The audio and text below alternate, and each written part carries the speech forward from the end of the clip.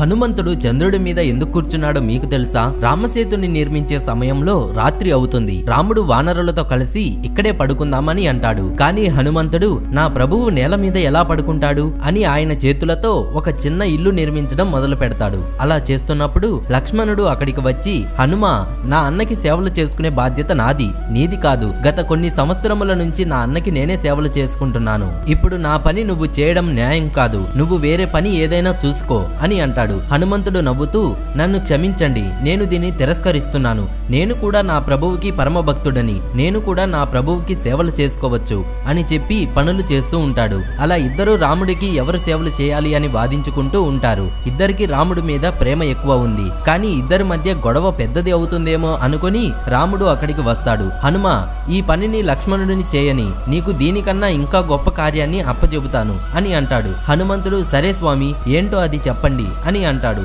నువ్వు ప్రతిరోజు రాత్రి మొత్తం వానరసేనని అలాగే నన్ను చూస్తూ కాపలా ఉండు, ఎవరిని మా దగ్గరికి రానివ్వకు అని చెబుతాడు. హనుమంతుడు, సరే స్వామి, మీ ఆజ్ఞ అని ఒక పెద్ద పొడవాటి చెట్టు మీదకి ఎక్కుతాడు. అక్కడి నుండి చూస్తుంటే మొత్తం వానర సైన్యం అసలు కనపడదు. సరే అని ఒక పెద్ద కొండ మీదకి వెళ్లి చూస్తాడు. అక్కడి నుండి కూడా మొత్తం వానర సేన కనపడదు. ఇప్పుడు ఎలా అబ్బా అంటూ అటు ఇటు చూసి పైకి చూస్తాడు.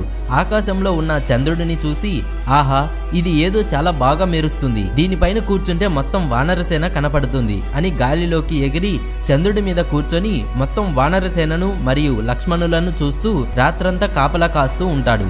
ఇలా ప్రతిరోజు హనుమంతుడు నిద్రపోకుండా రాత్రి మొత్తం వీళ్ళకి కాపలా కాస్తూ ఉంటాడు. ఫ్రెండ్స్, జై హనుమాన్ అని కామెంట్ చేయండి.